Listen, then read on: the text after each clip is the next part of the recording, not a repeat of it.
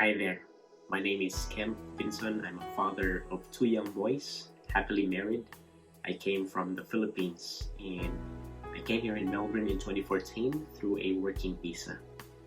On my first day of work, I was so overwhelmed with joy that I made a statement about God in my Skype status in the office. And then all of a sudden, someone chatted me and she said that I come to her. It was my career coach. She pointed out my statement about God in my Skype status, and she said that I take it down because the atheists in my office might get offended. She said that she wasn't herself offended because she was religious. Now, this incident has made me realize that I am in a different environment and that back in the Philippines, no one gets offended when you mention God or biblical verses, especially in the office. And this has made me become more conscious about my Christian lifestyle, especially with the language I use, such as God bless you, thinking that it might offend others. Deep within me, I was longing for this sense of belongingness to a faith community where I could talk about my faith and live my faith as it is. Now, on Sundays, I would go to Mass in various parishes as my way of exploring Melbourne. I've noted that certain parishes have that welcoming vibe where servants and attendees smile at you, make an effort to converse with you, and I really like that. However, some parishes are not as welcoming, sadly. I was happy to learn that in Melbourne, once a month there's a Filipino Mass at St. Francis in CBD. And when I attended, it was as if I was brought back home because the songs were familiar, the readings were familiar, and I felt very much at home, really.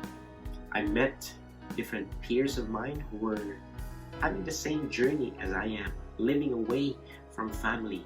And I've learned that there are various Filipinos throughout the Archdiocese serving in different parishes. And I thought maybe I could also contribute to building the family of God here in Melbourne. Reflecting on my experience, Pope Francis' words are spot on in his message towards an even wider reach. That we not think of them or those, but only of us. I can resonate with his message of making the church become more inclusive.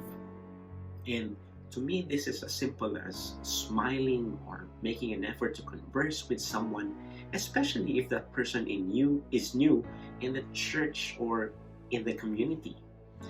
And now I serve currently with a movement called the Light of Jesus Family. And it's a Catholic prayer group that originated back in the Philippines. Our prayer gatherings are called the Feast, and it's geared towards or targeted towards the unchurched or those who are allergic to religious stuff, who have lost touch with the church or find it irrelevant.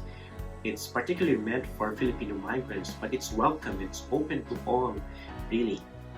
And in my own workplace, I keep in mind Pope Francis' words of building bridges, and I try to do this without being ashamed of my faith. One time I could recall it was lunch when I was making the sign of the cross before eating, and someone approached me. This led to a conversation where I learned that he was a Muslim. And we talked about a lot of stuff. We talked about God, about accounting, about fishing, about Australian citizenship, and that formed a friendship within that time of my career. I never realized how a simple act of making the sign of the cross could spark that conversation. I believe that we are all on a journey towards becoming the best version of ourselves. I am a working in progress, and sometimes it's difficult, but with the grace of God, I believe we can make our churches and communities be more welcoming. We can help create a humanity where nobody gets left behind. And when that happens, when we contribute to that, we become a force for good in this world. I thank you for listening to my story. God bless you.